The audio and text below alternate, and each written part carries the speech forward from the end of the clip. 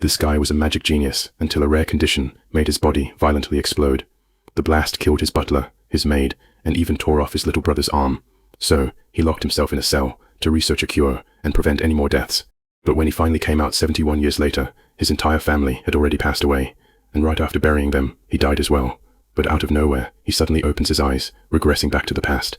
Now, he will do whatever it takes to rewrite his destiny. But before we dive in, make sure to drop a like on the video, subscribe to Folklore Theories now, hit the notification bell, and let's get into it. It all begins at a grand banquet, surrounded by several servants, congratulating the young master, Isaac, for receiving a recommendation to the Royal Academy at just 10 years old. He is certainly an unparalleled genius, without a shadow of a doubt. His beloved nanny goes to him, congratulating him as well, saying that today is a day of celebration and that she prepared all his favorite dishes. The boy quite excited, "Thanks, nanny." He is Isaac van Gotha, 10 years old. Beside him, his other servant asks him to accept a box, as it is his gift.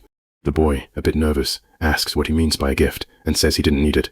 But the servant Hans asks how he couldn't give him a gift. When his son got sick in the past, he only survived thanks to the medicine the young master provided for them. Compared to that, a gift like this is nothing. Isaac, happy with this, thanks him for his kindness. Soon after, another boy approaches them. It's his younger brother Jonas, saying he's going to play a song to celebrate. Hans explains that young master Jonas's talent with the lute is incredible, and that last time, even a musician called him a prodigy. Isaac, quite happy, confirms, and says he would love to hear his brother play. But as the beautiful music played, our protagonist finally wakes up from his dream, completely euphoric and out of breath. He takes a deep breath and realizes that, in fact, it was all a dream. Very nervous, he mutters to himself that he is an idiot, and that unfortunately, he will never be able to go back to those days. He is still locked in a cell. At that moment, he is visited by someone else, who says that morning has already broken for young master Isaac, but he is a young master in name only. When the man notices Isaac's state, he asks if by chance he had another nightmare. Isaac replies that it was more or less that Lucas, just a dream about the old days. Lucas asks how long ago, and Isaac replies that it was about 20 years ago, more or less. Lucas comments that it is indeed a long time, and suggests that instead of dwelling on old memories, he should try some fresh cheese. As soon as he finishes eating, they can start the fencing training they skipped yesterday. As Isaac observes that breakfast, he remembers that about 20 years ago, when he was 10 and a month away from entering the Royal Academy, he suddenly caught a very bad flu. This flu lasted for 3 months, and since there were no signs of improvement, his father, Count Gotha, even summoned the master of the magic tower. He was told that his son had a unique constitution. The tower master explained that every living being possesses an innate mana core, and mana circulates at a speed appropriate for the size of that core. However, his son's mana circulation was highly abnormal, violent, and faster than usual. At that rate, his core would end up shattering. That unfortunate truth, which he tried to ignore all along, finally became real. The mana inside his body overflowed in such an absurd way, like a dam breaking, and collided with the external mana, causing a massive mana explosion. Unfortunately, because of this, many people died or were injured when they approached him at that exact moment. This disturbance would calm down, only to explode again, without warning, leaving everyone in the mansion extremely apprehensive and in a constant state of anxiety. Finally, when an explosion tore apart his youngest brother's right hand, he begged his father on his knees to please lock him away where no one could ever go and where no one could get hurt because of him. Back to the present, he remembers that at that time, he was around 15 years old. While recalling this, he heard some coughing coming from Lucas right behind him. Worried, he asks if his friend is okay, but notices that he is coughing up blood. This is one of the symptoms of mana poisoning. He knows this happened because Lucas stayed by his side all this time. Isaac says he had warned him long before, and asks why on earth he insists on staying there unnecessarily. Now he will need to rest for at least a month, but Lucas, quite calm, replies that if he weren't there, who would come to serve the young master? Besides, he doesn't have friends like him. Isaac asks if he wants to be kicked out for his insolence, but Lucas simply turns and walks away, asking him not to worry, because he certainly knows him. He says the young master has already caused dozens of explosions, but he has never lost a single strand of hair, and that he won't find anyone as capable as him. Obviously, the old Isaac isn't very convinced, saying that everything can be lost in a single instant. So, he orders Lucas to leave as he is going to meditate for a while and wants no disturbances. Being very friendly, Lucas agrees, saying it was a pleasure to serve him. While meditating, our boy had another nightmare. Someone was congratulating him again, but now that happy banquet was completely different, with several dead or injured people around him. His former maid, Nanny, was saying that he had finally arrived. He realized that this welcome wasn't for him, but for his dear friend Lucas. Shortly after, he wakes up with a start and acknowledges the fact that Lucas, unfortunately, also died since he left coughing up blood. That was the last time he saw him. Lucas didn't visit him for over a year, and he barely received the news of his passing through his father. There was another manor explosion that day, and he locked his door for good, receiving supplies only through a small hatch in the corner. In his mind, he thought he should keep his distance from everyone. He shouldn't have gotten attached to them. He should have treated them coldly. If he had done that at least a few times, they might still be alive and well. A few years passed. The food piled up and grew moldy, but even so, he stayed alive. Therefore, he must now look forward. the young master became a middle-aged man, but his appearance was already that of an old man. During the 30 years he lived underground, he dedicated himself to studying magic to overcome his unique constitution. Now there was nothing left to learn from books, and all he had left was intuition and inspiration. Several years passed, and he finally found the key to overcoming his condition. Being ready for this, he wonders if by chance something happened to his family. As he notices that the research materials keep arriving, he feels a bit worried by a strange premonition, but even so, he continues his research. During this time, 71 years had passed. Walking outside his dungeon, someone goes to the door and calls him brother, which leaves Isaac in shock. On the other side of the door, the person says he is Jonas and asks if he is sleeping. Quite nervous, Isaac approaches the door, calling for his brother Jonas and asking what brings him there. Jonas asks if he can come in, which scares Isaac a lot, but he doesn't think twice, decides to give in, and asks him to say what he wants. He asks his younger brother how he has been. That boy, who is now no longer a boy, but an old man, says it's a long story, and wants to know if he knew that today is the anniversary of their father's death. Not very surprised by this, Isaac asks how their father died. Jonas repeats that it's a long story, and asks if he really wants to hear it. Isaac says that if it's not a bother, he does want to hear it. So, the brother starts telling the story from 30 years ago. First, there was a war of succession between the first and second princes.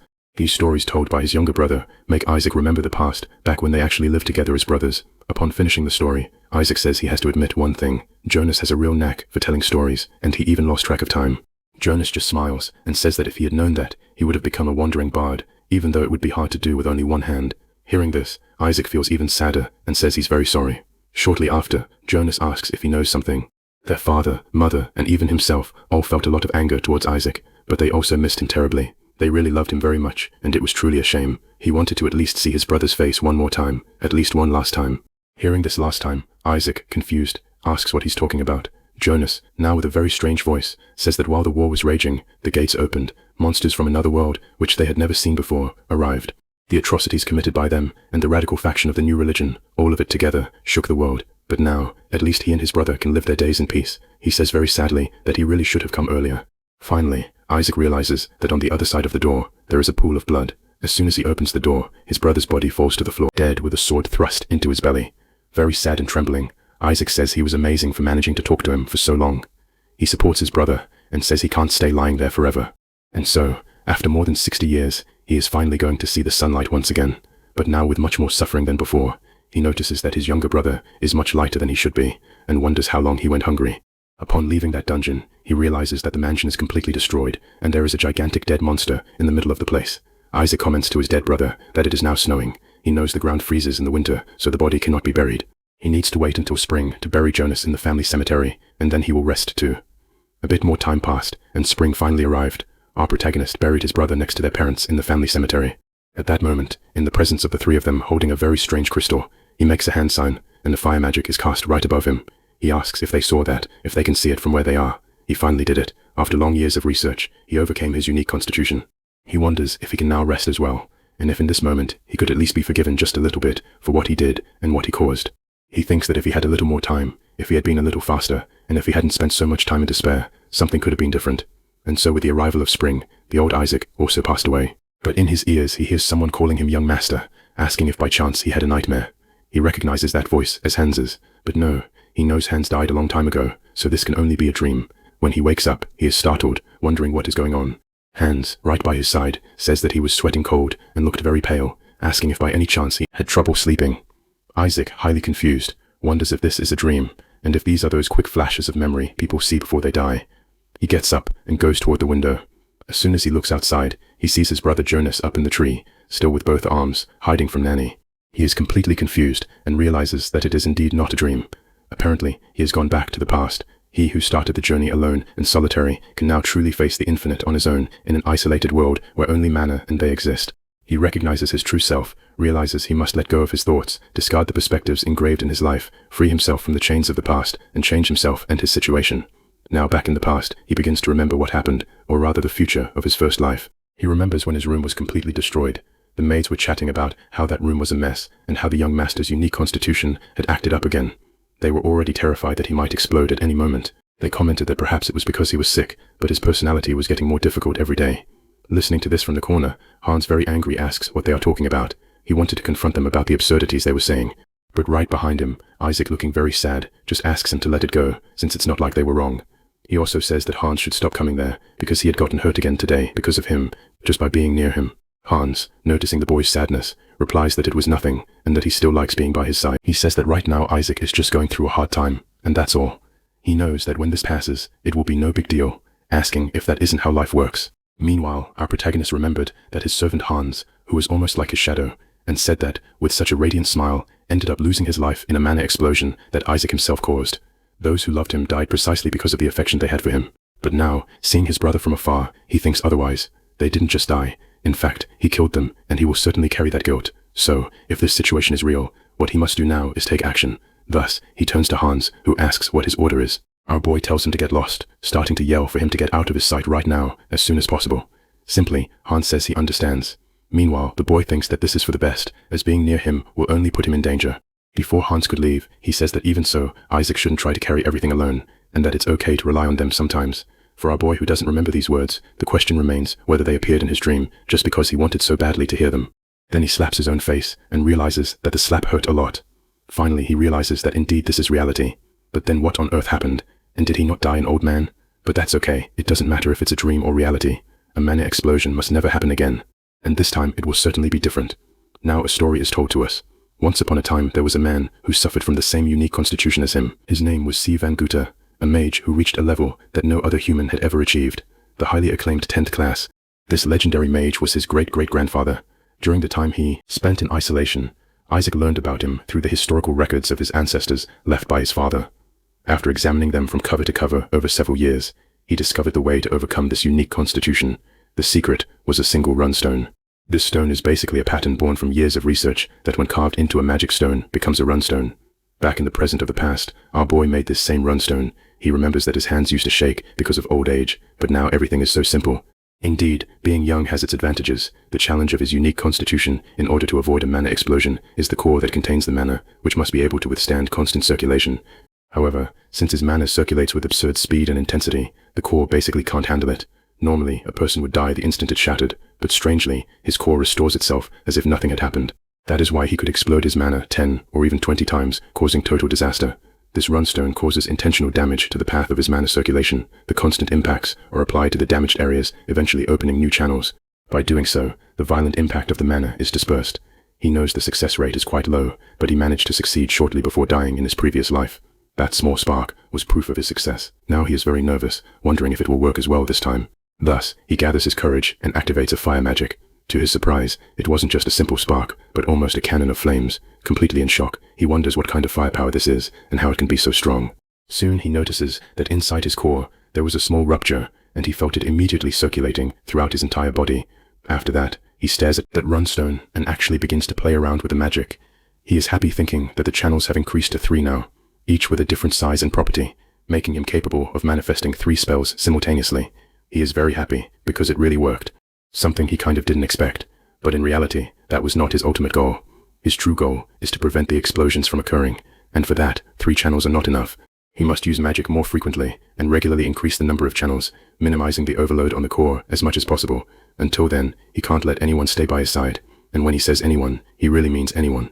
But a few hours later, the one who was there was Hans bringing his dinner. The servant says he brought the wheat bread he likes. Our boy says he has already told him to leave several times, but Hans just asks him to stop with that, as the young master hasn't been eating very well lately. Isaac realizes he isn't listening to a word he says, and knows he has always been like this, so he looks at Hans and asks how old he is. Hans replies that he is turning 12 this year. Our boy thinks that it's an age where he himself threw a lot of tantrums about eating, so he can understand his protective attitude. Looking at that bread, he recognizes it immediately. It's the bread Nanny made, and it's been a long time since he tasted it. Seeing his young master eat, Hans is very happy. Except our protagonist cuts that happiness short and asks why Nanny hasn't been coming around lately. Hans replies that she has pneumonia. This surprises our boy, who immediately asks if by chance she went back home to take care of herself. Isaac comments that a nanny leaving her post for the sake of her own child would be unthinkable in any other family, mocking what a wonderful administration his family has. This comment leaves Hans quite surprised. Shortly after, getting very serious and a little embarrassed, Isaac asks if Nanny's son, Hinder, is the only one suffering from pneumonia. Hans, noticing that he is still the same young master as before, replies that actually no, all the children in the village caught this disease. Our boy says he understands, and after thinking a little, finally remembers the event that occurred during that time, the mass pneumonia incident in the Black Goose village. It was in this incident that Nanny lost her son, having to live with a profound sense of loss until the day she died. Even in that moment, at the time of her death, she told Isaac she was happy to be the first to depart this time. But now back in the past, our boy doesn't want to put her through the same thing again. He thinks about the cause of the pneumonia, which was only discovered much later in his original life. He certainly knows what it is, and also knows how to solve it.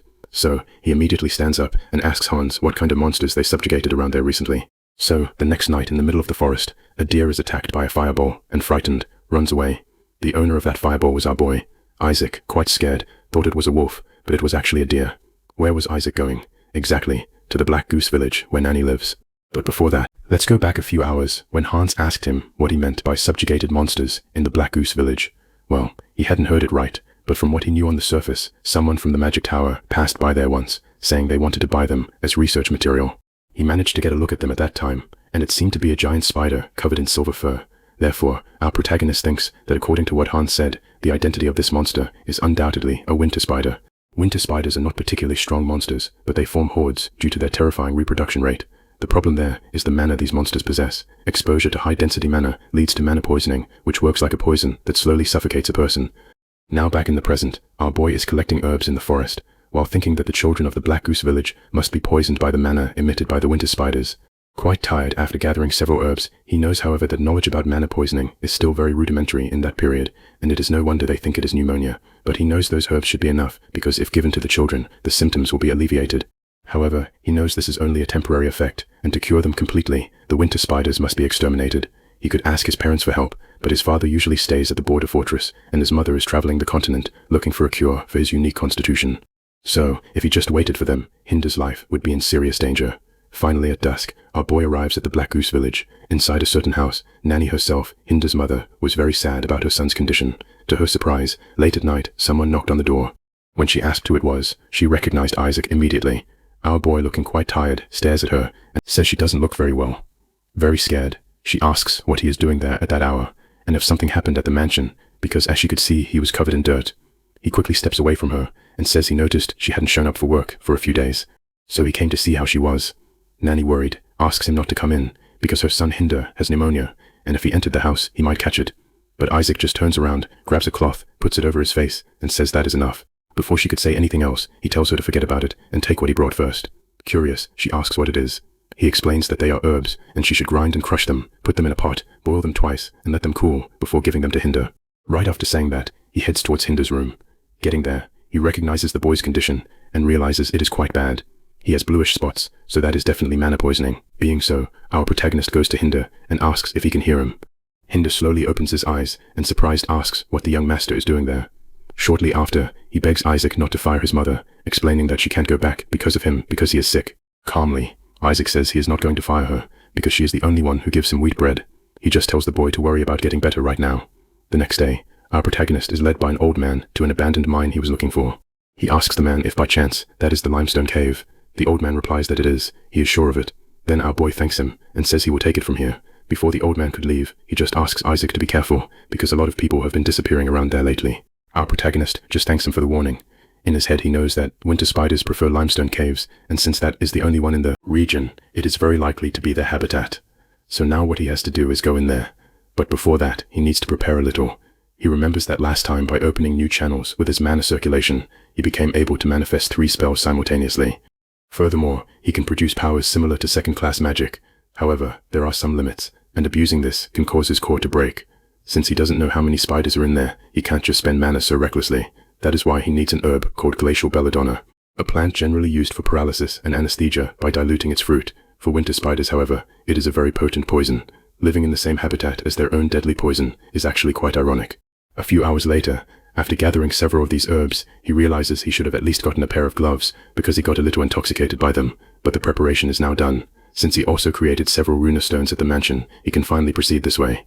Our protagonist starts going down that cave, and the further he walks, the darker it gets, reaching a bit deeper than the entrance. He thinks that dying in a place like that would be a completely pathetic death, but he thinks that is the way, and the way down is through those steps. Finally, he makes his way down. When he steps on the surface below, he is quite tired due to this still fragile body of his. But looking around, he realizes he has found a place full of bones. He knows those mummified corpses piled on the ground had all kinds of bodily fluids sucked out of them. Deeper inside, he recognizes a human collarbone and realizes that one of the missing people died in that place. At that moment, while thinking about it, he notices a movement. As soon as he turns around, he sees his prey. Quickly, he already activates several fireballs and finally attacks the winter spider, which seems to be a very ugly creature. He knows they are afraid of fire, so that should keep them away for a good while. What he needs to do now is prepare before they show up in a swarm. Soon he puts on his mask and starts working with those herbs. With a single finger, he points to the basket of herbs, and out of nowhere, they catch fire. The vapor and the smell drift towards the other spiders, which basically poisons them. Realizing that they are more fragile, our boy thinks that now very well, the hunt can begin. He is going to kill every single one of those spiders, but before the fight, the scene flashes back to the past, which is actually the future of his first life. Our boy was in his office, and while writing some things down, he started to hear some shouting. It was a man's voice asking what on earth they were doing for things to reach that point. The butler tells him to be careful with his words, as he is in the presence of His Excellency. But the resident fires back, asking if there was anyone there who didn't know about the situation, and says he is questioning the lord of that territory right now as to why he failed to protect his people and abandoned the Black Goose village. After Isaac saw that, he just turned around commenting that the man was too loud. He thinks to himself that he should block the windows so that not so much noise would come in, but he soon changes his mind, thinking it better to be sent to the basement once and for all. Because if he is in the basement, there will be less noise and no one around. This way, he can focus solely on his research about his unique constitution. He could even line the walls with mithril, a magic-resistant ore. That way, he would be prepared for the manor explosion. Then he turns forward and asks what Hans thinks about this. But unfortunately, Hans was no longer around. When he remembers this, he is shocked, as he knows Hans died a long time ago. Now, back to the present. After these memories, our protagonist thinks that whenever his memories return, they are always of those old days. The winter spiders seem quite weakened now by the glacial belladonna. He knows he can't give the poison directly to the spiders, but by burning the herb and creating a smoke like that, they will be paralyzed and slowly suffocate. Of course, he wouldn't be safe either, which is why he blocked the air with a damp cloth and purified it using the mana from his body. At the same time, he generates a fireball, condenses it, and then shifts its position to protect his surroundings. Purification, fire magic, and position shifting of the magic. He is using 3 spells simultaneously through his 3 mana circulation paths, a technique popularly known as multicasting. Thanks to this, he managed to buy a lot of time until the spiders were weakened. So now he gives the signal and bids farewell to the creatures, blowing each of them up with the flames. Right after killing them all, he slowly walks to the depths of the cave and notices that the spiders had been running to a very specific place. He deduces there must be water around there. Finally, after a good walk, our boy thinks it's a good thing everything is burning, but at this rate, he will also suffocate from the smoke. Not to mention the place is quite hot now. All he wants to do is get this over with quickly, so he finally finds the lake where the spiders were.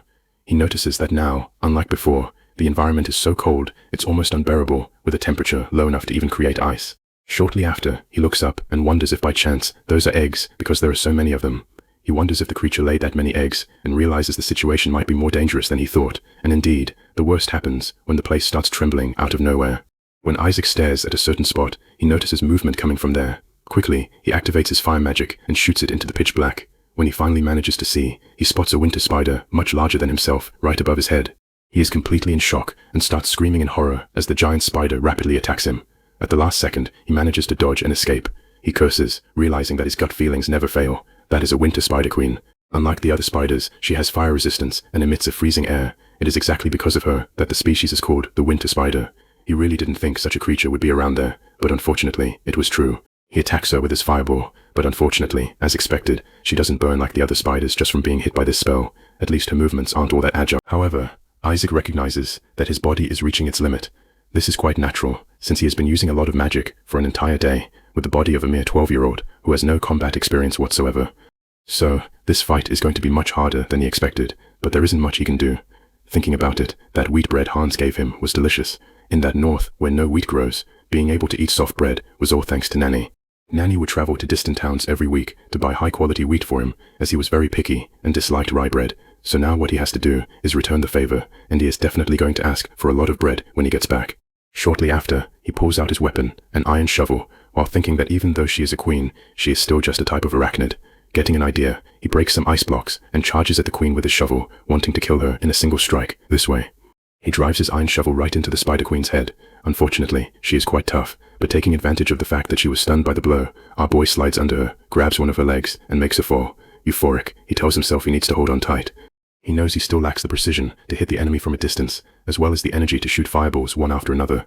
Even if he was lucky enough to land a hit, it wouldn't cause a fatal wound on a creature with fire resistance. In that case, he gives up on ranged attacks.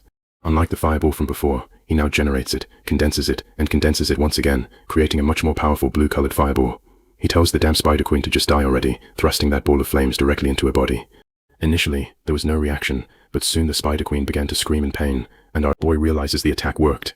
With the spider dying, it starts to thrash around in various corners, which makes Isaac think he needs to pull his arm out, but the creature is trembling so much he can't do it. Finally, after he lets go, he ends up falling from a very high height and hits his head right on a rock on the ground. From that dead spider, an ice crystal drops, which apparently could be quite powerful.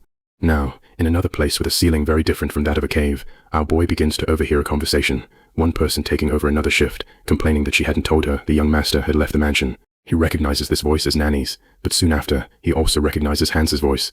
Hans asks Nanny, very worried, if she really didn't know anything, and mentions that the young master had gone to the abandoned mine. She says she didn't know. The village hunter acted as a guide, but said he went hunting right after and didn't see him again. Soon, our boy realizes that it is true. He defeated the Winter Queen and passed out after hitting his head on the ground. Luckily, he woke up right after and barely managed to get out of the mine to return to the village. On the way, he found Hans pacing back and forth right at the entrance of the village. At that exact moment, Isaac passed out, and Hans quickly grabbed him, taking him to Nanny's house. Nanny comments that it was exactly as the young master had said, and Hinder is recovering very well after the herbs. Quite emotional about this. Hans says that this is how the young master acts with everyone. It's true that he became harder to deal with after the explosion started, but that heart of gold would never change. Hearing this while awake, Isaac feels quite embarrassed, so, to put an end to the conversation, he gets up calling for Hans. Hans and Nanny are very happy when the boy wakes up. Isaac asks how long he slept, and Hans replies that it was for about 12 hours, asking them if he is feeling well. Our protagonist says yes, he can bear it, but Nanny, worried, asks what he means by he can bear it and why he went to such a dangerous place alone. Our boy makes up an excuse, saying he took a fall while gathering some herbs nearby. He thinks to himself that even if he told the truth that a 12-year-old child defeated a monster like that, they would think he was lying, so the truth doesn't matter much there. Still curious, he asks how Hinder is doing. Nanny says he is much better than before, thanks to the herbs he brought. The boy comments that this is a relief. He thinks it is better to keep the truth about the mana poisoning a secret too, because if the higher-ups found out, they would send researchers there. In that case, it would be a huge headache if they discovered the spider carcasses inside the mine. Still quite curious, Nanny asks how he knew about those herbs, since not even the doctor sent by the Marquis knew them. Changing the subject, the boy says he just read about them in some book. He just doesn't remember which one. He says they can stop talking about that now, and calls Hans to head back to the mansion. Hans, worried, says it is snowing outside, but Isaac stares at him and states that if they find out he is outside the mansion, Hans will definitely take the blame for it. Before they leave, Nanny asks him to take some apples with him, saying the village people sent them as a thank you. The boy takes one of them, but says nothing. Before leaving, he tells Nanny she has another week off, as she won't be able to work properly or Hinder isn't fully recovered. Worried, she asks if that will really be alright, because the head butler won't let it slide. Isaac retorts, asking who said she is just going to rest. He orders her to use those fruits to make a jam for him. She asks if he wants apple jam, and the boy confirms it. He also adds that when she comes back to work, she must bring some wheat bread. Surprised, and very emotional about this attitude, she notices the change in the young master, who seems to be a little better now. Some time passed. Back at the mansion a few days later, our boy starts running around the grounds. He remembers that during this time of about a week, his core underwent a major change. He gained new mana circuits, in addition to the 3 he already had, totaling 4. With this, his core stabilized, and now he can use 4 spells at the same time. Part of this happened because he reached his limit in the fight against the Winter Spider, but it is also thanks to the runs he has been doing every day. Using magic requires understanding, calculation, and also sensitivity. It is a task that heavily consumes one's psychology, and if the body is weak, the mind is too. Mental strength requires physical endurance. The reason he reached his limit so quickly in that damn mind was the fact that he was in the untrained body of a 12-year-old child. In his past life, it was Lucas who forced him to train his physique every day. Remembering his friend Lucas makes him a little sad. To our boy's surprise, someone enters his courtyard. It was the head butler, announcing that it is now time for the routine examination. The boy recognizes the man as Schiller, but asks who the person next to him is. The man with glasses introduces himself as a doctor, saying it is good to see him, and asking how he is today. However, our protagonist knows he is the personal doctor appointed by his father, and they say he is the most renowned doctor in the area. But not even he properly understood his constitution. The doctor stares at the young master and says there don't seem to be any serious problems. Actually, he looks much healthier than before, so it is time to gradually adjust his medication. In Isaac's mind, he realizes that this charlatan draws his own conclusions all by himself and acts as if they were the absolute truth. Soon after, the doctor opens his briefcase and shows a potion called Panacea, stating that it stabilizes the flow of mana. The boy thinks about this potion and recognizes that his father really invested heavily in his treatment. He knows the name of that medicine means cure-all in the common tongue. That medicine used by some as a tonic and soldiers as a stimulant is known to stabilize mana. But in reality, this was a mistake that arose when translating the ancient language. Its real effect is to stimulate the flow of mana. In other words, for someone like him, whose mana is constantly raging, that is basically poison. However, for his current self, it is the perfect catalyst. If he knows how to use it well, it will greatly help increase his mana circulation. After he receives the briefcase, the doctor leaves, but Isaac notices that Schiller hasn't left and asks if he has something to say. The butler comments that he is well behaved today, which is strange since the young master used to throw a lot of tantrums. Because of that, all the doctors in the main territory refuse to be his personal doctor. The boy sarcastically asks if he should put on a show for the butler, but Schiller just stares at him in silence. Soon after, Schiller says very seriously that he heard the young master treated the pneumonia of the children in the Black Goose village. This leaves the boy in shock, and he asks how the butler found out about that. Schiller replies that Hans told him. The old man warns him seriously that if this becomes public, the advisory committee won't keep quiet, but that he will let it slide this time. In Isaac's mind, he remembers that, for a long time, he was never able to get close to Schiller, because the head butler was always strict and dry, a cold old man who kept his distance from everyone. However, to his surprise, Schiller grabs the briefcase and warns Isaac that if he really can't restrain himself in the future, he should at least consult him first. Our boy knows that according to Jonas's words before he died, Schiller served the Goa family since the past generation and stayed by their side from the fall of the house until the moment he lost his own life. Thus, Isaac realizes the butler has a softer heart than he appears to. He smiles and says he understands. Still curious about something, the butler mentions that by the way he noticed he has been running every day lately, and asks if there is any special reason. Our protagonist replies that in history all the mages who reach the 5th class or higher train their bodies. So if that body was going to manifest mana, it should be at an adequate physical level. This statement greatly surprises the butler. Later in his office, Schiller writes a report stating that the firstborn young master completely cured the pneumonia of the Black Goose children and that all verification procedures were completed. He writes that due to the nature of the young master's constitution, it might be difficult for him to use mana in the future, but he cautiously considers that his path as a scholar or alchemist could be brilliant. While writing the report, someone knocks on the door and a very nervous maid enters. Schiller recognizes her as Rosa and asks what she is doing there. The maid tells the head butler that the maids keep disappearing and not coming back. She mentions that she doesn't know about Clara, but Annette is a dedicated girl and hasn't taken a single day off in 3 years, so surely something happened to her, and the maid fears the worst. The next day, some maids are chatting, wondering if it isn't strange that 3 maids have disappeared in just 2 months. A male servant asks if she really thinks so, since living in the Goo territory isn't exactly a paradise. The weather in the north is terrible, and bandits or monsters are always showing up around there. He jokes, saying he is going to run away too, and the maid replies that at least Annette isn't the type to disappear without a word, since she worked hard to pay her father's medical bills. The servant suggests that maybe she got tired of taking care of the old man, or maybe she ran off with some guy, which makes the maids quite angry, telling him to be careful with what he says. Bill, who is very shameless, tells them to calm down, as he is just joking and also has his own theory for them to hear. He thinks it's black magic. They ask what he means by that, and he explains that this is a family of mages. The situation of the firstborn young master isn't the best, and if they were the bosses, they would also want to use magic to fix it. The frightened maid asks if he is saying the girls were used as offerings and living sacrifices. At that moment, Rosa gets furious, asks what the hell he is talking about, and warns him that if he keeps spreading rumors like that, she won't let it slide. Bill, quite smug, asks what she is going to do then, saying he might even be right. Rosa retorts that the master isn't the kind of person who would harbor a criminal like him. Very irritated, Bill tells her to repeat that, but what they didn't know was who was approaching them. The person says that is a very interesting story. When Bill turns around to see who it is, he comes face to face with our boy, who asks why he doesn't tell him in detail about what is going on. Now, in our protagonist's office, Bill reports that first a maid named Hilda disappeared, then Clara went missing a few weeks later, and this weekend, Annette didn't return after her shift. Our boy asks, quite irritated, if he has any idea why. Bill thinks that this boy's gaze is quite scary, and quickly replies that he doesn't exactly know. Instantly, Isaac spots his lie, and orders him to tell the truth, promising he won't be punished. Bill asks if he is serious. The boy confirms it, but even so, the servant remains afraid. Noticing this, our protagonist asks if this fear is because of him. Bill tries to explain himself, saying the young master knows how things are, and asks him to look at Hans. Hans is the one who serves him the most closely, yet he is always bruised and battered, groaning in pain everywhere. Although he isn't sure, dying in peace is probably out of the question. As he spoke, the atmosphere turned freezing cold, with our boy getting increasingly angry at him. Isaac calls him by his name, Bill. And the servant, completely terrified, begs for mercy, saying he isn't married yet, nor does he have children, and that the priest said he lived a very good life. Thank God. Our boy asks if by any chance he wants to die. Bill replies that obviously not. So Isaac orders him to do a job for him instead, which surprises Bill a lot. Later that night, in his room, our boy thinks about Rosa and Annette, remembering exactly who they are. Right after Hans and Nanny died in his past life, those were the only maids who volunteered to serve him.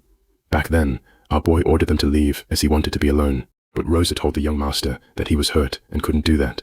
He snapped back that he didn't want to hear anything and just ordered them to get out because those damn potions were completely useless, so they shouldn't bring them again.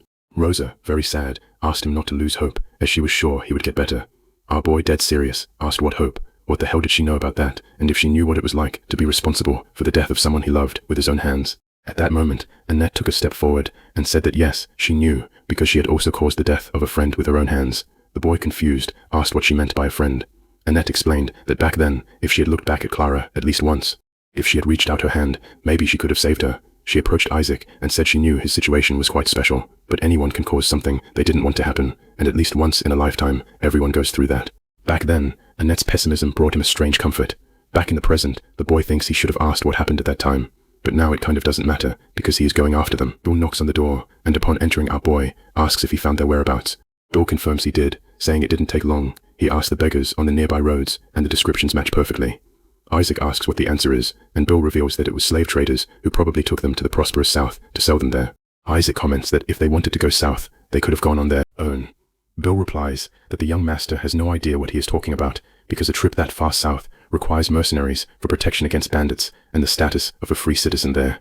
Women couldn't handle that on their own. Our protagonist agrees that it makes sense. Bill thinks he is just a child who doesn't know how the world works, but soon after approaches Isaac and mentions that by the way it cost a bit of money to make those beggars spill the beans, so he ended up spending all the travel money the young master gave him. Our boy asks if he really spent 20 silver coins, which is almost half a year's salary. Bill makes up an excuse, saying it was because they were very cautious. The boy just stares at him and says the money doesn't matter, and what he wants is to find them as soon as possible. This obviously makes Bill quite happy, praising him for having immense generosity. Soon he asks if there is anything else the young master wants him to do. Isaac says yes, and that he will make sure his share is generous this time, asking if he accepts. Bill accepts on the spot, thinking he has tricked a silly child. He believes that all he needs to do is be a smooth talker, and if he knows how to use this boy, he will make good money. The problem is that the boy is a bomb that could go off at any moment. But even so, he knows that making a lot of money comes with risks. Life is full of risks, and the return is quite high. What he really didn't expect was that a few hours later, he would be in a dark cell, wearing nothing but shorts, surrounded by several skulls, and screaming in sheer terror about how the hell they ended up in that situation. Meanwhile, our protagonist, standing further back in the cell as well, just stares at a crystal, and then looks at Hans, smiling as if he were an idiot.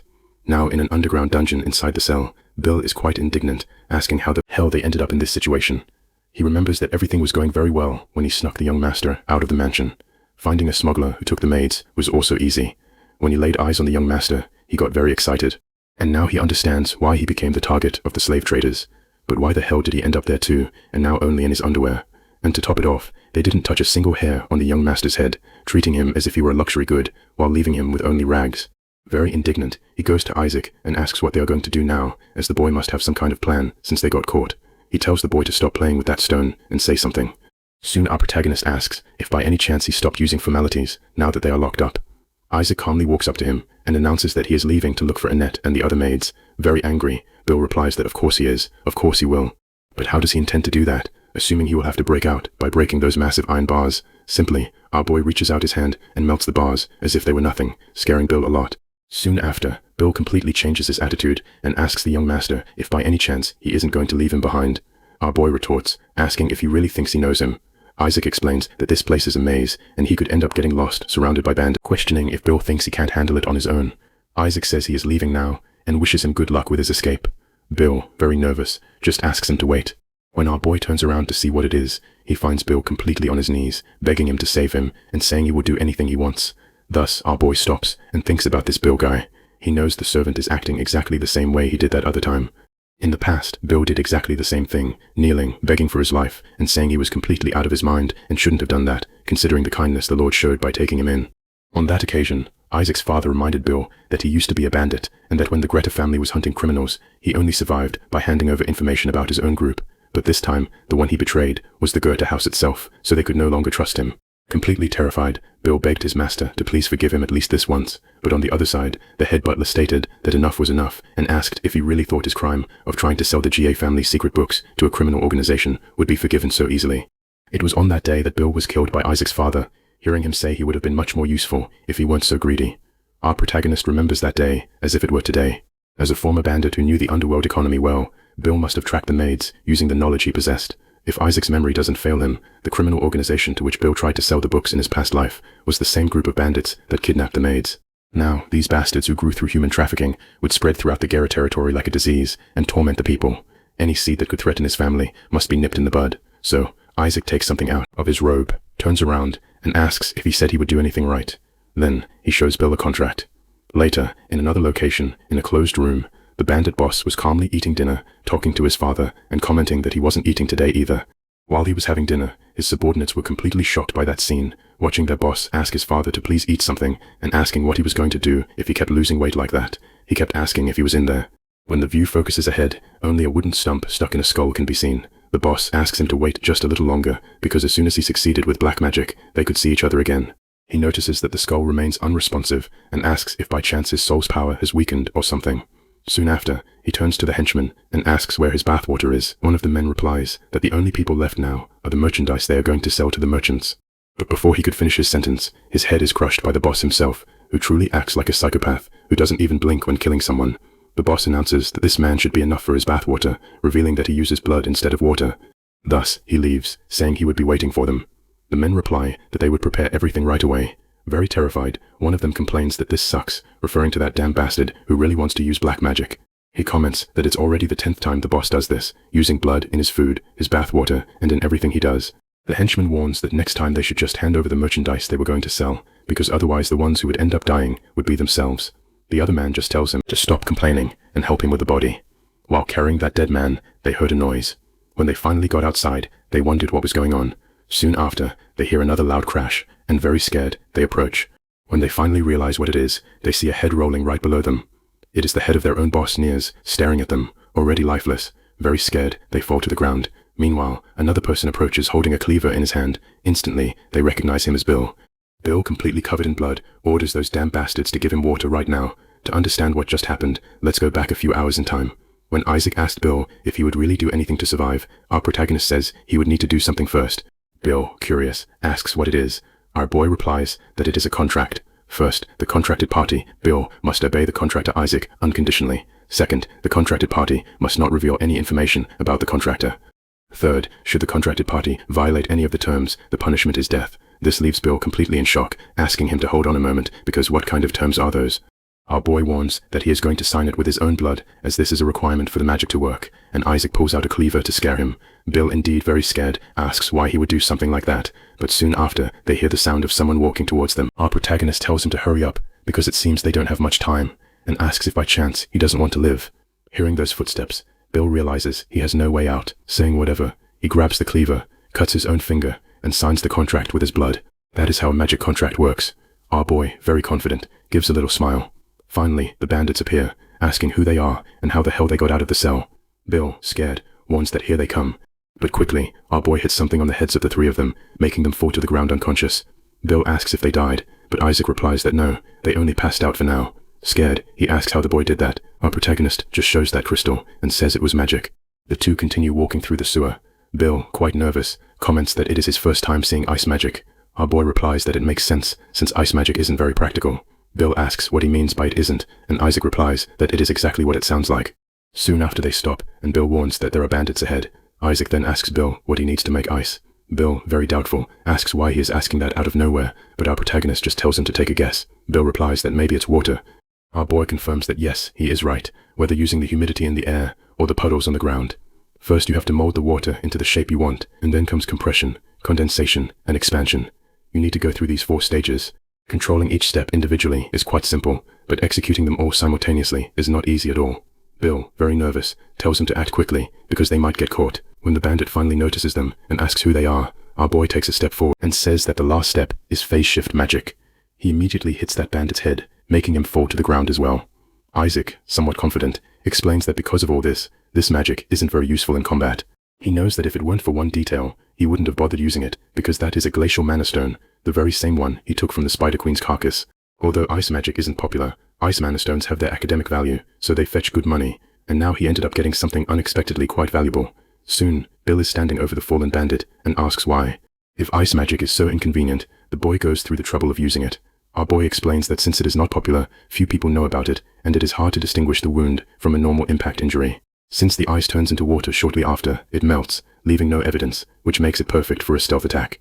This for sure leaves Bill quite scared. At that moment, 2 more bandits appear. Bill asks if he isn't going to finish them off, and Isaac replies that even if he kills them, trash like that are easily replaced. Bill questions if they wouldn't just do the same thing over and over again. But Isaac states that this is exactly why he is going to leave them alive, which leaves Bill quite confused. Our protagonist says he will only kill one of them, which is exactly the one that appeared right in front of him. As soon as the boss notices them, he asks what they are doing there. Right next to the protagonist, Bill recognizes Nee and warns the young master that this guy is the leader of the bandits. Bill says he is a psychopath who tears people apart with his bare hands. Our boy asks if that's true and comments that this is actually excellent. This saves him the trouble of having to hunt him down since he appeared right in front of him at a very fast speed. Our protagonist turns the water into a giant ice crystal and shoots it straight at Nears. This greatly startles the bandit leader, who quickly punches the ice blocking the attack. Bill, very nervous, comments that he defended it barehanded. Our protagonist admits that he is actually quite strong and asks if by any chance he is from the northern tribe. Nears glares at them and asks what they are doing there and if they aren't the merchandise. He says he was quite worried about not having enough water for his bath, but now they came at the right time. On top of that, there is a mage there, which means they will be great materials for his black magic. Thus, he slowly walks towards them, while Bill just asks him to stop for a moment. As Nas approached, Bill started screaming that he was just a normal human, but at the last second, when the boss was about to touch him, that crystal that our boy had supposedly missed bounced back right into Nas's heart. Bill, completely confused, asks how that happened. Our boy calmly replies that he was just an idiot and that everything was calculated. After Nas is killed, our boy tells Bill that from now on, he is the leader of that place. He asks if Bill knows what he needs to do, and the servant, completely lost, says he does and rips Nears' head off. Our boy watches everything calmly, as if it were nothing. He thinks that anyone can end up doing things they never wanted to do, at least once in a lifetime, and that this happens to everyone. That is exactly what Annette had told him on that day.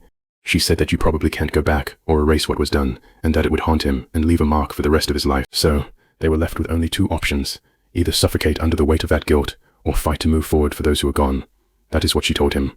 Back then, Annette, carrying the guilt of having lost her friend Clara, must have given him that advice from her own experience.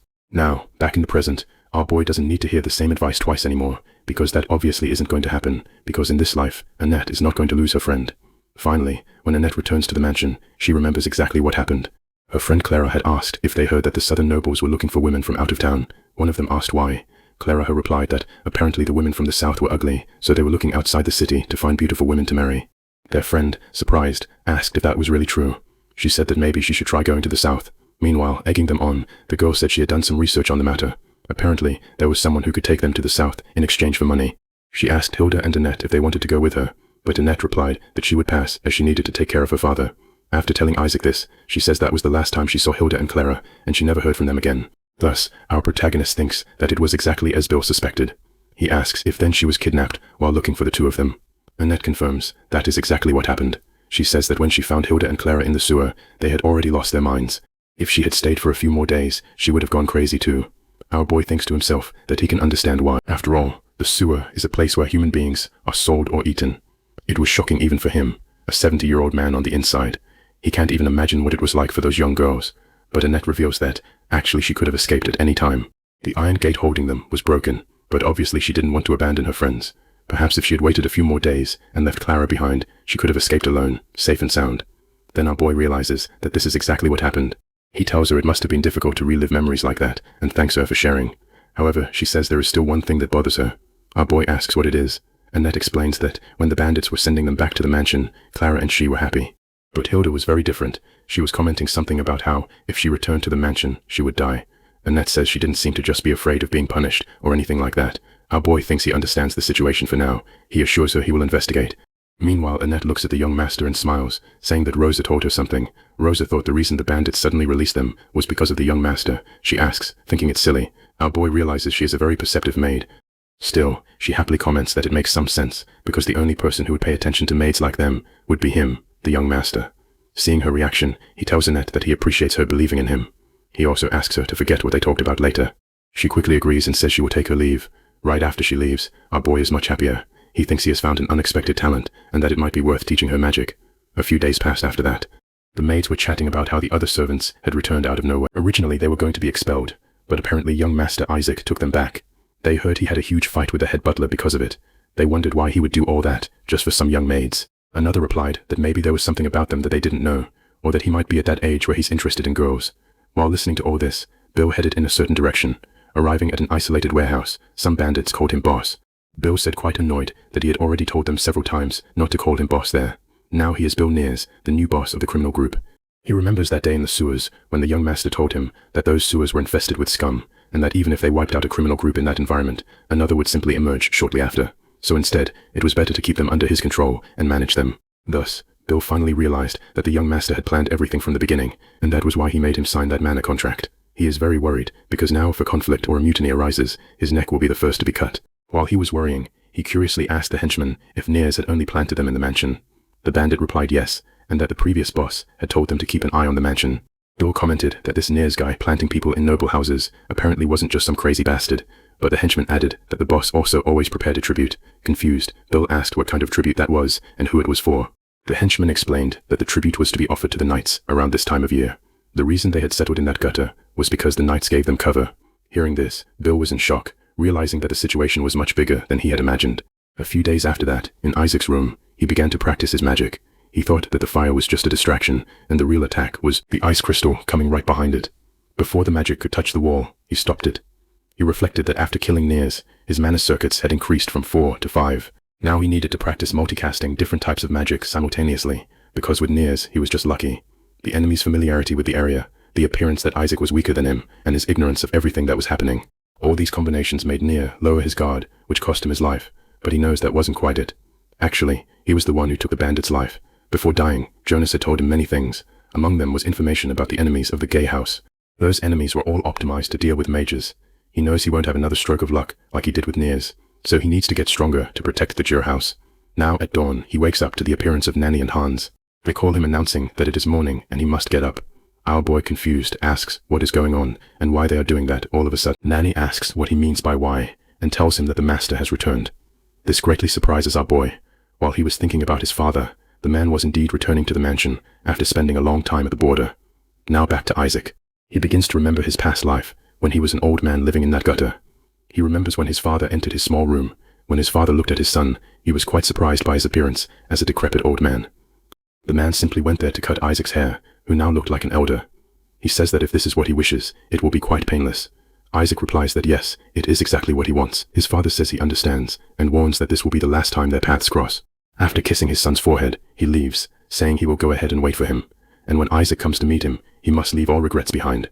Back in the present, Isaac realizes that this is the first time he has seen his father since that day. His father is right there in front of him. The Count, now much younger, tells Isaac he heard that he treated the children of the Black Goose village, and asks if it is true. Our boy deduces that Schiller was the one who told him. His father confirms it, and admits he really thought he had misheard. Our protagonist defends himself by saying he was just lucky, because by chance he read a book about an old case of pneumonia that described exactly the symptoms of the village children. Hearing this, his father thinks for a moment, and then asks how he is feeling. Our boy realizes that fortunately the Count let the subject drop, so Isaac tells his father that he is not entirely sure, but he hasn't caused any mana explosions recently. His father comments that the doctor they brought from Otto must be as talented as they say. Our boy agrees, saying yes, of course, but in his mind, he knows very well that the man is just a charlatan. After staring at each other for a while, the boy asks his father how things are out there at the border fortress in Winterband. His father, surprised, asks why he is curious about these things. The boy replies that, as a gutter, he will have to go to Winterband someday. His father says there is nothing out of the ordinary. Monsters, knights, and snow everywhere. But he admits that actually there was something different, the fact that they passed through the city of Bern on their way back. They always passed through there when they needed supplies. Our boy immediately thinks of the city of Bern, the city where that sewer is located. His father adds that there was also a small problematic incident. The boy asks what kind of problematic incident that would be, and what happened. Count Gotha replies that an infantry soldier attacked the company commander. This greatly surprises Isaac, who comments that this soldier must have already been executed. But Count Gotha says no, because the victim, the commander himself, requested a court-martial. Highly confused, our boy wonders why he would do such a thing. At that moment, two knights enter the room, excusing themselves to the master. Recognizing the boy from afar, they greet him respectfully, calling him young Master Isaac. When our protagonist turns around, he stares at one of the knights, who has a bandage on his head and a bit of blood on his face. On the other side of the room, Count Gar tells them they may enter, calling them Flicker and Randolph, and asks Isaac to leave now. After our boy leaves, he starts listening to the conversation from behind the door. His father asks them to proceed with the court-martial immediately. This Fleck says they have to execute this bastard once and for all, to enforce discipline. But Count Gar warns that Fleck is being extremely impatient. Fleck retorts that it is a matter of discipline. Count Getter then looks at Randolph and asks if he agrees. Randolph replies that he only follows the orders of the commander-in-chief. Flicker, indignant, asks how he can say that after that guy cut off his ear. After our protagonist hears this, he calmly walks away, remembering the Gotha crest engraved on their tunics, as well as the kingdom shield. Those two are knights from the border fortress of Winterband, and that man named Randolph must be the victim of that mutiny. While our boy was thinking about this, Bill came running up to him out of breath, saying he had something very serious to report and that it was extremely urgent. Outside the mansion, Isaac asks what happened. Bill says he heard some information from one of Nia's former henchmen. He reminds the young master about the slave trade in the sewers, and the boy asks what about it. Bill reveals that apparently there were people accepting bribes to turn a blind eye. This greatly surprises our boy, who asks who these people were. Bill, quite nervous, reveals to the young master that they are the Knights of Winterband, which leaves Isaac in complete shock. Bill says that is not all. Recently, at the entrance of the sewers, they found the corpse of one of Nas's former men, which is to say, one of his subordinates. Now the strange thing is that they cut everything off his body, except for the pinky finger of his left hand. The boy asks what that means. Bill explains that when he woke up today, that finger was on top of his bed, and they even left a message with another subordinate. If the bribe isn't ready in 2 days, his finger will be next. This left Bill very scared, and he begs Isaac to do something to help him, since he is only in this position because of the boy. Our protagonist asks about the corpse and if there were any witnesses at the time of death. Bill says there was one, but it all happened in the blink of an eye. They said a sword flashed in front of them, and it was all over. The only striking thing the witness saw was that the killer had a bandage wrapped around his head. Instantly, our boy recognizes this bandage and tells Bill he understands the situation. Bill, nervous, asks what he means by he understands, and if that is it, the protagonist just asks him not to worry, because he certainly isn't going to die. He thinks to himself, when his father was returning, he brought those 2 knights who requested a court-martial. They passed through the city of Bern on the way, dropped by the sewers, and murdered a bandit to serve as an example. The physical description matches perfectly. Gritting his teeth in anger, Isaac thinks about the absurdity of such knights existing in Winterband. If this is really true, they are not the shield of the kingdom, but rather a disease that needs to be eradicated. Shortly after, Isaac heads towards the dungeon. The guard asks what brings him to the dungeons. Isaac replies that there is a prisoner on death row there because of a mutiny, and that he came to see him. Meanwhile, the said prisoner waited inside the cell for the decision of his own death. As our protagonist went down the dungeon, he thought that the reason he sought out a prisoner on death row was to confirm one thing, whether the Knights of Winterband really have a connection to Nia's. Coincidentally, this prisoner on death row was the one who committed the act of insubordination against them, and perhaps he might know something. Thus, Isaac, face-to-face with the prisoner, asks if he knows Nia's organization, revealing that they are involved in human trafficking. Soon the soldier stares at him, and our boy notices he looks quite familiar. Isaac asks if he knows about the connection between the sewer and his company commander. The soldier remains silent, but soon stands up and says he will only say this once. He doesn't know anything. Finally, upon looking closer, our protagonist recognizes him instantly and asks for his name. The young man replies that he is Carlson. The boy finally remembers, and Isaac says that then his only answer will be a lie. He calls him Kyle, which leaves the young man in shock. He gets scared and asks how the boy knows his name. Isaac remembers that the first time he saw the name Kyle was back when the kingdom's civil war was escalating. The civil war started with the throne succession ceremony. The second prince, who lost the succession war, betrayed the kingdom and allied himself with the empire, causing a massacre at the ceremony. After the kingdom was subjugated by the empire, the people gathered and started a rebellion, which soon led to a civil war. The leader of this rebel army was Kyle, who was now trying to pass himself off as Carlson. Back in the present, Kyle, completely in shock, asks again how he knows his name. Meanwhile, our protagonist remembers reading about him in a book called Chronicles of the Villains. It was a popular book that illustrated the stories of several famous villains, along with their portraits.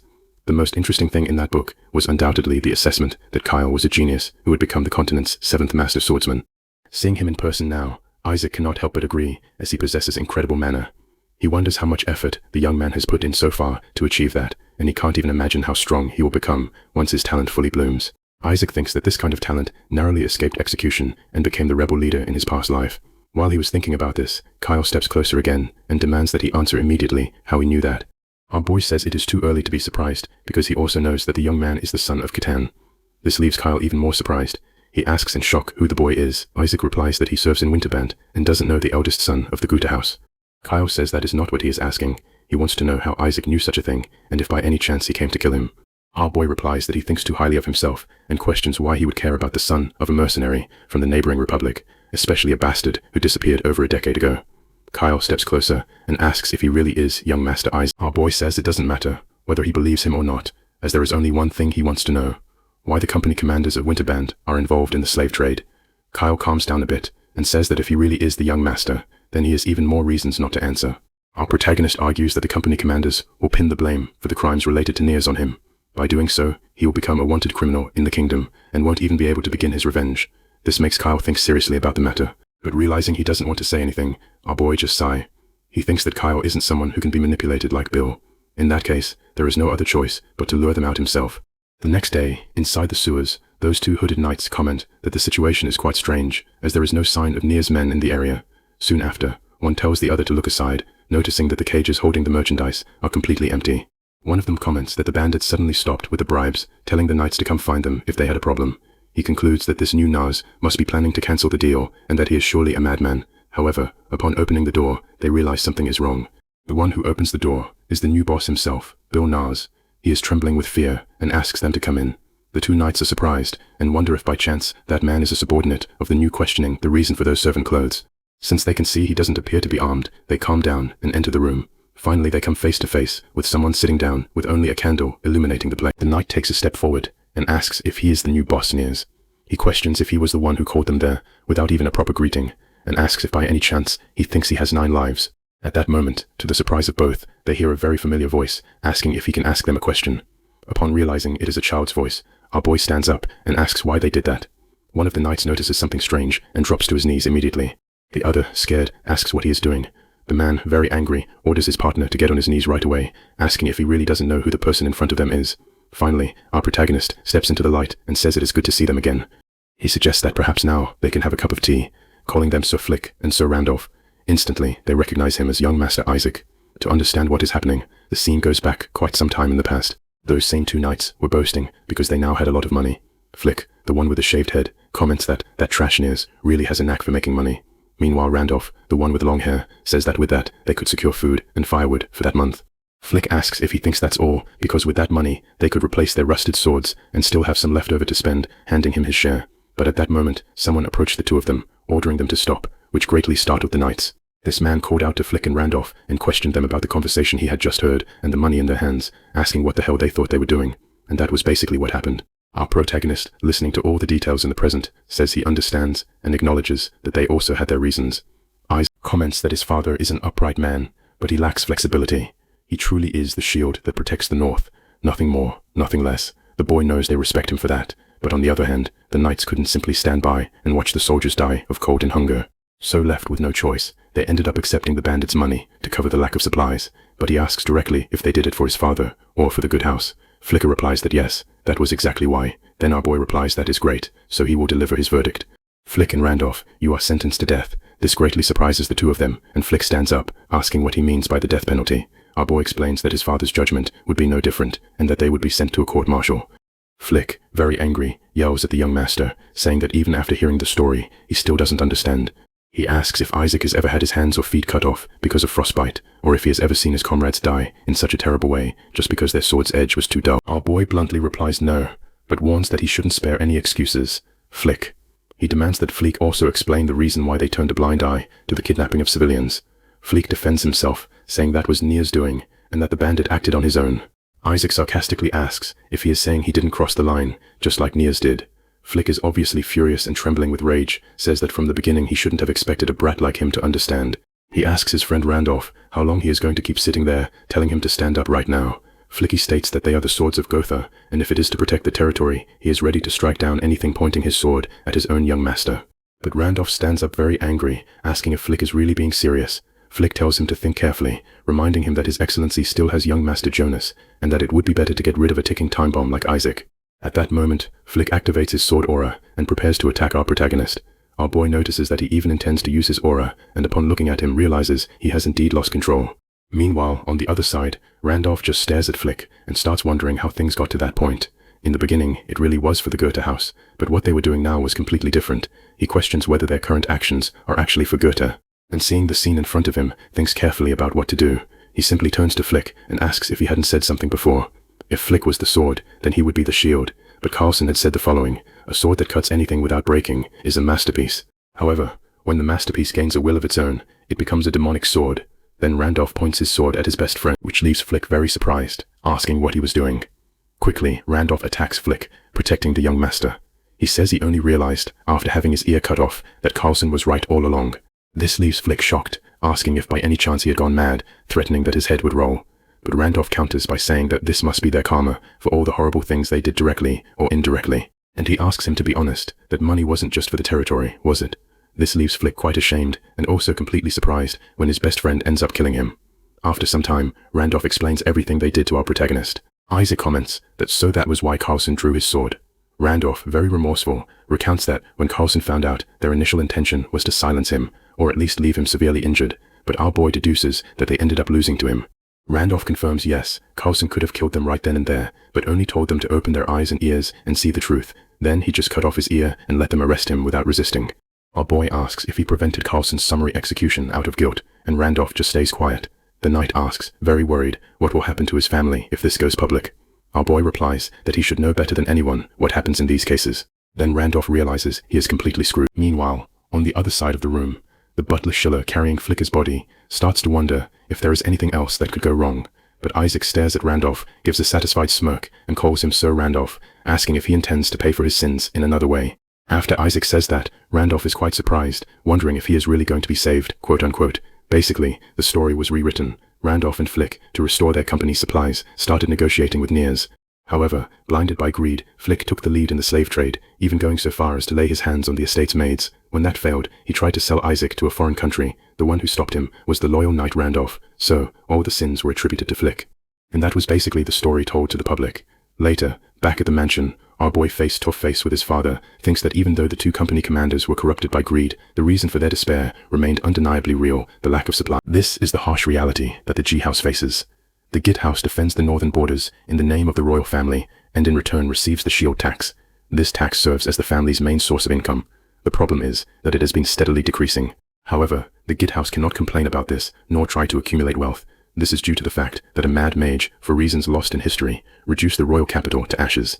It is the karma of their ancestor Sivonga. When no one in the kingdom could stop him, the king bowed before the emperor, and Sivonga was executed by the imperial knights. After this incident, the kingdom became a vassal state of the empire. Through the king's fragile clemency, the Gotha house escaped total execution. Instead, they were stripped of their duchy status, demoted to a mere county, and banished to this barren northern territory. If they tried to accumulate wealth, the royal family would assume that the Gay house was plotting treason. Therefore, maintaining the current system, even with a meager budget, is the safest choice. However, Isaac tells his father that perhaps all of that is just a hasty assumption on his part. This leaves his father quite surprised, asking what he meant by that, and if he was suggesting that the royal family would leave them alone if they tried to get rich. Isaac tells his father that the royal family's finances are worsening every year, and that the shield tax will continue to decrease as well. In this situation, if the Gotha house became self-sufficient and declared that they no longer needed the tax, he asks whether the royal family would look at them with suspicion or with immense relief. He argues that the reality is not that they are not allowed to get rich, but rather that they haven't figured out how yet. They are trapped in barren soil, surrounded on all sides by hostile forces. Soon his father thinks it over carefully and agrees that he is right. But for that to actually mean something, a concrete solution must be presented. So the count asks if by chance Isaac has one. Our boy replies that they should start by breaking their ties with the old church, because as long as they are bound by the doctrines of the old church, which emphasize aesthetic values, the ghetto house will never be able to generate wealth. But his father warns about breaking with the old church. If they did that, the Vatican would not just stand by. Our boy agrees that this is true, and that is exactly why they need a pretext. In fact, he has a way to create that pretext. After Isaac leaves the office, the count asks Schiller what he thinks, and if that could really have come from the boy's head. The butler replies that it is simply impressive, recalling that he never even had a decent tutor because of the mana explosions. His father stands up, goes to the window, and watches his son, who is outside along with Carlson. He comments to the butler that breaking with the old church might actually be a very smart move. The butler agrees, saying, yes, indeed it is. A few days later at night, a carriage heads straight for a small chapel south of the city of Bern. Upon arriving there, the coachman stops. At the chapel door, there is a hooded man waiting for them. The man says a bizarre phrase, kiss the entrails of the black calf. The coachman goes up to him and replies with the password, and the joy is to play with you. The man at the door confirms that the answer is right and tells them to bring the present. Thus, two men escort this present, which is basically our protagonist, Isaac. The hooded man asks if that boy is really the promised sacrifice. The other man replies with a question, wanting to know if they thought he had put up a fight, and states that he is barely recognized. The man comments that they need to verify for themselves as well. Thus, this strange guy, who has a deformed face, approaches Isaac. He says they need to check, especially if they are to hand over the reward the coachman desires. Upon seeing the boy's face, he confirms that the promised sacrifice has indeed arrived. He announces that he must bring the real present now, telling his servant that the goddess of fire will gladly accept it. At that moment, another person comes out of the church, an old woman, looking like she is falling to pieces, who says that everything will be as the goddess wishes. That man asks them to follow her, but little did they know that the coachman was Bill, Isaac's lackey, who thinks to himself how disgusting those guys are. Thus, he tags along with Isaac and the other two, who are basically Carlson and Randolph, pretending to be the young master's kidnappers. So, now they enter that chapel, which looks more like an underground entrance than an actual chapel. One of Isaac's kidnappers, who is Carlson, begins to remember a few days ago when he went to talk to the young master. Isaac said that the reason for his release was the revelation of Randolph and Flick's crimes. Our boy confirms that it is exact. That is right.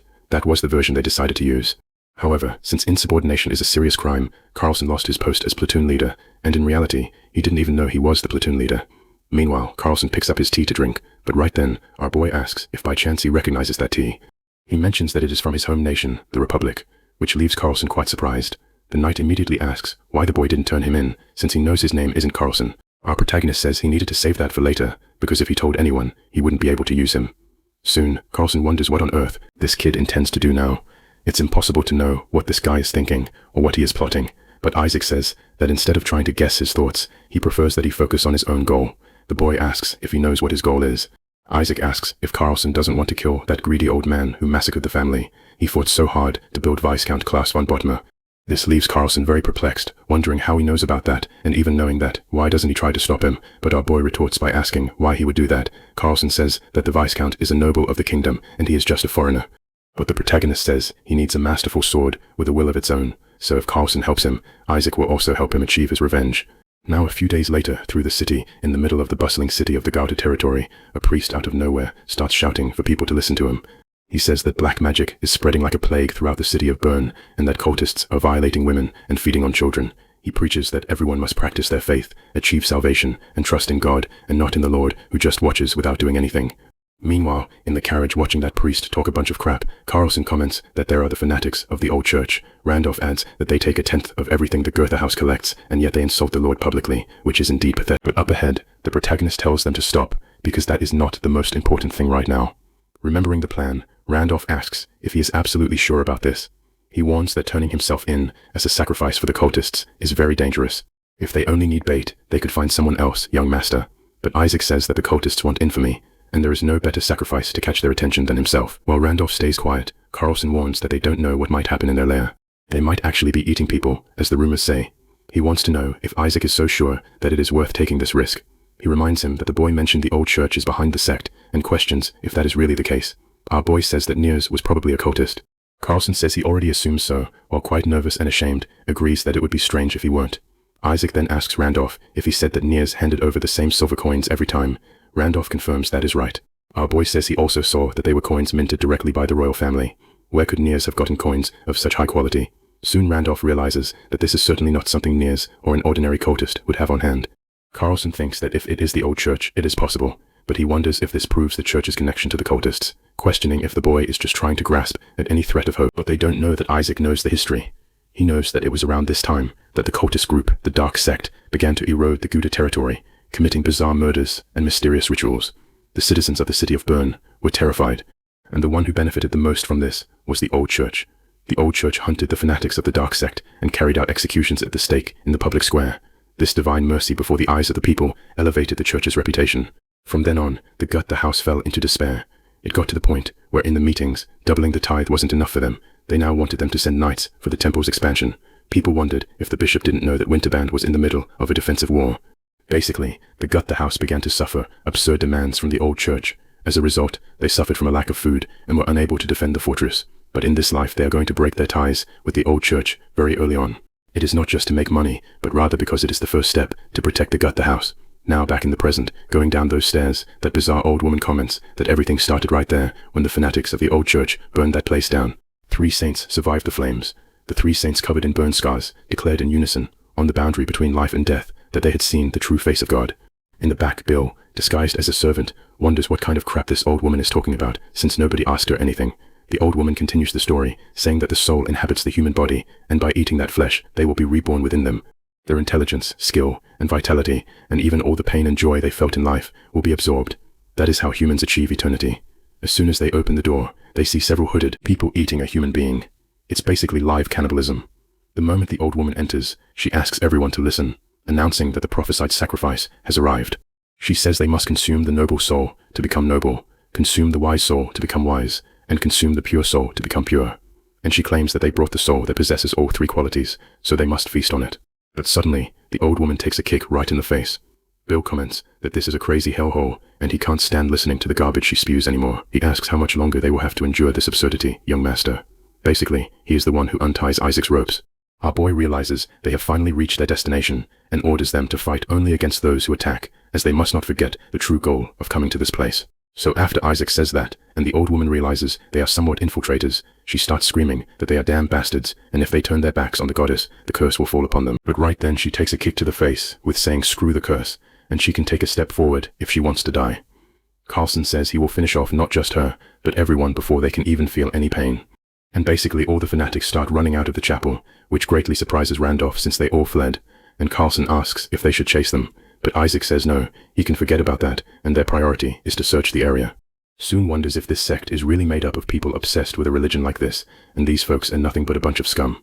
And so Carlson goes up to the old woman and asks if she can stand up, but simply out of nowhere she starts crying and turns into a real little old lady, calling for her darling and wondering where he is, and she begs him to please not hit her, and she asks what is going on, and in the back Schiller tells Isaac that the old woman has indeed gone senile now, but watching her she begs him to please spare her, asking him to have mercy subdeacon. Soon our boy Isaac goes up to the old woman and asks if she knows where her house is, so now later in the slums south of the city of Bern, before they go to the old woman's house, they are completely shocked by that scene, where there is basically a whole chest just full of silver coins, and everyone wonders where the hell this old woman got so much money, and it seems the underground hideout was full of corpses, but she hides the gold coins in the attic, which is unbelievable. And Carlson asks if they are sure that these gold coins belong to the royal family, and our boy says yes, because there is no mistaking the seal of the royal mint, and now he knows that with this they got the proof linking them to the old church.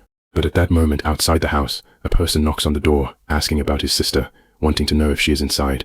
So he says he is coming in, while Isaac and the others hide quickly, and watching who enters, it's a bold old man, asking his sister if she feels alright.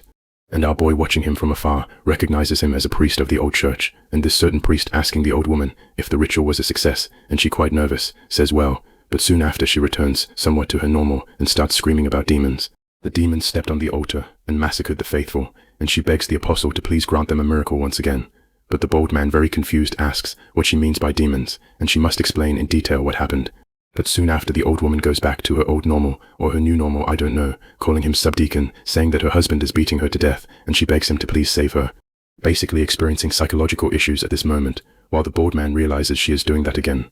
But at that moment he notices something which is a strange movement on the second floor of the house, and soon he recognizes there is a little rat in the attic, and apparently that old woman is no longer of any use, and if her secret leaks, everything will be over. So along with the wealth in that attic, he is going to purify the little rat with the sacred flames.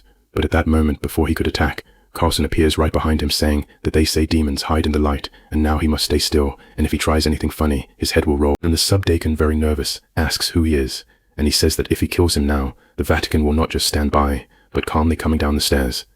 Our boy says he finally remembered, now saying a little hello to Subdeacon Silvio, and already asks if he has been spending his free time well.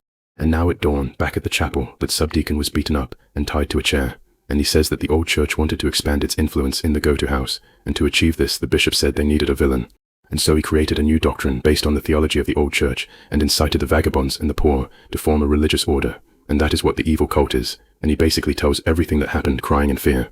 And this Sir Randolph says that is the worst confession he has ever heard in his life, and Carlson beside him stares at Isaac and asks what he is going to do now, and our boy says that tomorrow Schiller will take the subdeacon to the cathedral and they will settle the negotiations there. But the subdeacon asks what he means by negotiation, and he shouldn't even think for a moment that he won, and they might have fallen for the Count's cunning plan this time, but the bishop will certainly punish the Gotha house severely. But right then our boy reveals that he was the one who planned the whole thing, which left the subdeacon somewhat nervous, asking what he means. While our boy says that then if they want to pay the price, they will have to come to him. And now later at night, the subdeacon finally wakes up and wonders what exactly happened, but from what he remembers from earlier, everything went down the drain overnight, and it was all the work of that damn child. And he, very pissed off, starts thrashing and losing his mind, and realizes he is truly the spawn of savages, and he will certainly suffer divine judgment for his sins, and that's right, the bishop will definitely come save him, and he starts to believe the delusion even more, that he will severely punish the sinful ghetto house and the pagan servants, every single one of them. But at that moment, he notices something that was driven right into his stomach, which is a wooden stake, and at that moment, another person calmly approaches him. But to the surprise of this mysterious person, Isaac appears right behind him at the door, asking if by any chance he is already leaving after what he just did, and it's a shame considering it's been a while since they last saw each other since the last time. Isn't that right, Bishop Livonius? Catching the so-called bishop in the act. But to understand this, some time ago, the bishop and several holy knights go to that chapel. Meanwhile, from the trees, Randolph and Carlson are talking. Carlson says that if the young master is right, they are from the old church. Randolph agrees that they probably are, They realize things went wrong and came to silence everyone at the scene. They really can't believe the young master was right. On the other hand, Randolph gets quite sad, thinking that the old church actually received a lot of money from Niers, and neither he nor Flick noticed anything. But no, wait, that's not it. It's not that they didn't know. It's that they knew it was dirty money, so they chose not to ask questions. Seeing Randolph fall into depression, Carlson stands up and says that now that he knows, he shouldn't end up like Flick because he has a family to protect, which snaps Randolph out of it right away. He agrees that yes, he is right, so now they must focus on their job. Carlson says there are 3 enemies in total. They must eliminate everyone, so that no one gets in the young master's way. But now back to the present. This Bishop Levinos, with a smile on his face, says he doesn't seem surprised to see him. He wonders if the son of Count God has been special since birth.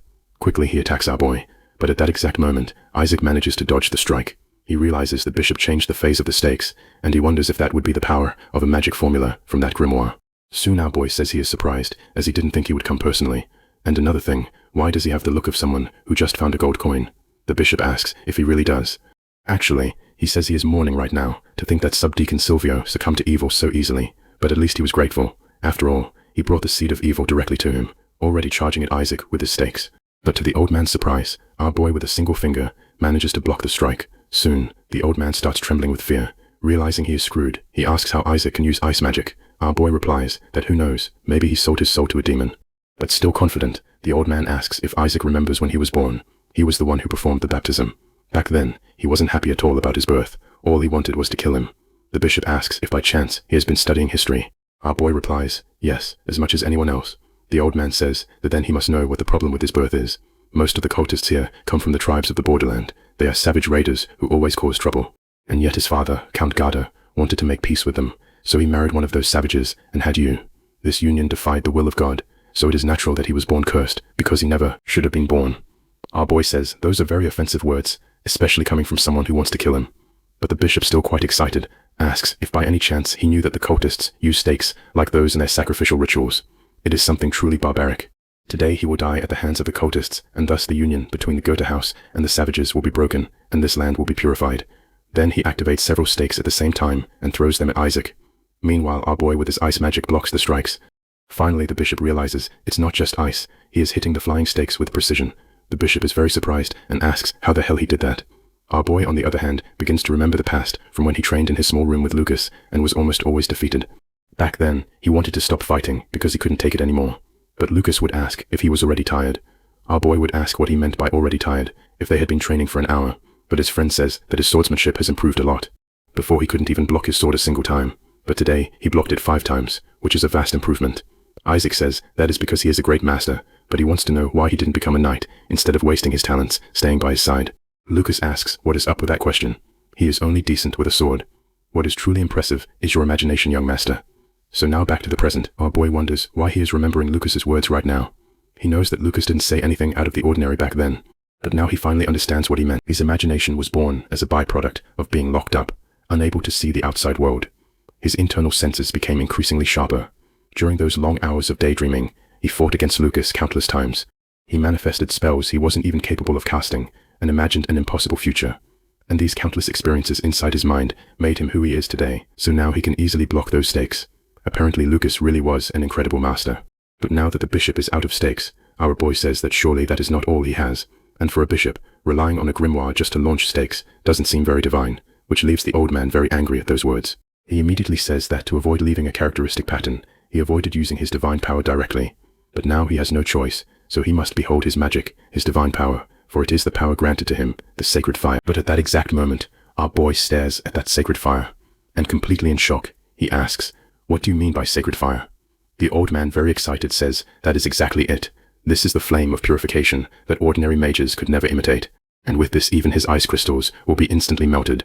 But right then our boy asks if by any chance he is talking about this, simply showing him the exact same sacred fire he carries with so much pride, and the confused bishop asks how he created those flames, while our boy says it is simple. Just create some flames and condense them into 2. But the bishop says no, that is impossible, and he is just mocking him because divine power does not work like that. However, our boy says that the old church's divine power might not work like that. But he asks if he really thought he was a heretic, and it is because this magic is parallel that it makes such things possible. And basically, he changes the so-called sacred fire again, further increasing its power and color. And the old bishop, in shock, says that is impossible, and how such divine power could be given to a filthy being like him. and our boy asks, who knows, maybe God simply likes him more. Which leaves the old man even more in shock. He immediately asks how he dares to speak such blasphemy. And he says he has trained divine power for decades, so he will definitely be stronger. So he attacks our boy with everything he has, while the protagonist is already thinking about those decades of his. But little does he know that unlike the bishop, Isaac is an old man who has trained for dozens of decades in a young man's body, and for him, his decades of training are nothing, because Isaac has trained this for an entire lifetime. So he easily manages to destroy the bishop's power, leaving the old man very perplexed by this immense power. And Isaac says that, out of pity for him bishop, he will tell him why he has to die. And the reason is because it would be problematic if people knew he could use magic, so basically, he burns the bishop alive. And after he turns the old man to ashes, our boy gets quite tired since he used a lot of magic, and he realizes that maintaining magic of this level for a long time is still too much for him, and his body cannot handle it. Then at that moment, the ones who appear behind the door are Carlson and Randolph, and it turns out Randolph is badly injured from the fight and very surprised by what happened. Carlson asks what he did, while our boy stares at Carlson/Kyle and acknowledges that he didn't sign a contract like Bill. So it's better to keep this magic a secret, and he says there was a dispute between the deacon and the bishop, and as he can see, they destroyed each other. And so Carlson, or rather Kyle, who I will just call Kyle, stares at Isaac very suspiciously and says he understands, while our boy realizes he won't ask any more questions, which is quite good. And so Kyle says he took care of all the holy nights, and the protagonist says, that's great, but looking at Randolph, he asks what happened, and Kyle says he asked him to take care of his family. So this is the end of the night Randolph. And so sometime later, at the night Randolph's funeral, even the Lord was present, and Randolph's mother and children were indeed very sad and mourning. And our boy watching from the back asks Kyle how Sir Randolph died, because they have to tell his family something. And Kyle says the holy knights were very skilled, but Randolph could have survived if he had given his best. Soon our boy asks if by any chance he is saying he didn't give his best, and Kyle says it's because he needs to continue being just a soldier until he kills that man. Soon our boy realizes he means he will hide his presence until his revenge is complete, even if that means sacrificing his friend's life, and Kyle says he is telling him this in advance, because if by any chance the same situation happens with the young master, he will act exactly the same way. And our boy asks if he would really do that, even if he is the one helping him with his revenge, and Kyle says yes, because the day he reveals everything he is will only be on that day. And our boy knows he will reveal himself as Kyle and not as Carlson. And he stares at him and says he understands, and both you and he are just people who don't deserve to attend this funeral until the end. So now later in the carriage together with his father, the Count says he finished the negotiations with the Holy See, and in exchange for ignoring the bishop's atrocities, they will no longer collect tithes, and they will not send a new bishop. And he tells Isaac that he doesn't know how long they will keep their word, but for now, the Gotha house is free from the old church's influence, and it is exactly as he planned. Soon our boy thinks this is great, and now that the obstacles are gone, they can move on to the next plan. And so his father says he will give due credit when Carlson is here, but for now they can talk about something else, and our confused boy wonders what it is, and basically his father gets very worried, saying he really had no idea, and he didn't know the cultist rituals were so cruel, or that they would attract 13 holy knights, or that the bishop would create a dark sect to commit such atrocities, and he asks if he really knew all of this, and that he was completely out of the loop on everything. And confused, he wonders what happened to his son, because before he left for Winterband, he was just a child, suffering from his unique constitution, but now he cannot guess what he is thinking. Soon our boy, who is an old man in a young body, tells his father that he is just doing what is best for the family, and so his father calls him Isaac, and says he married Adele when he was 14 years old, and they couldn't even communicate properly, and their cultures, customs and ways of thinking were completely different, and he was a boy with a wild spirit, and it was hell for the two of them back then, because they were nothing more than tools to end the war between their peoples. And that was why he and Adele made a promise that they would never let their children become tools of the family, and they still didn't know much about life, but they swore to help their children live theirs, and he says he thought this would happen for him when he was older. But apparently, he grew up too fast, and so he says it seems he didn't understand why he is saying this, and so he tells little Isaac that it means he can continue being a child for longer, and our boy, not really knowing what to say, just says yes, father. Meanwhile, somewhere else at night, a guy starts running through the forest towards another guy, and with a letter in his hand, he tells his brother that a letter from the Grout House has arrived, and the guy there asks what he means by a letter. And he basically takes the letter and says, this is great, because he needed firewood for his campfire, throwing the letter into the fire. But his brother asks what the hell he is doing now, and why he is burning the letter. But the guy just tells him to shut up, because it's just a useless piece of paper. And no matter how many times they send it, those bastards will never be the true masters of this land. But then the scene returns to the mansion, and in the Lord's office, he tells Isaac and Carlson that both of them did an excellent job. He summoned them today to reward them for their efforts. First he asks Carlson if there is anything he desires, but right after the knight says he wishes to continue serving young Master Isaac, this greatly surprises the Lord, who tells him that if he returns to Winterband, he could be promoted to company commander. But Carlson, or rather Kyle, says he prefers to remain in a position where he can truly be useful. After thinking about it for a bit, the Lord turns to his son and asks Isaac if that is his wish. Our boy agrees and says he will feel much safer with Carlson as his guard.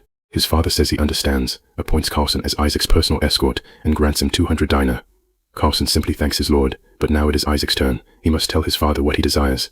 Our boy says he wants Flick his lands, which greatly surprises his father, who asks if by any chance he means the land called Wilfelt. After this brief meeting in the training hall, our boy is practicing swordsmanship with Kyle. While Kyle tells him he had a good defense, but he still lacks the strength to stand his ground. Our boy, quite tired, just agrees. More confused, Kyle asks why he suddenly asks for a training session. Our boy replies that it is to take control of Wilfeld. The knight asks what he really intends to do in Wilfeld.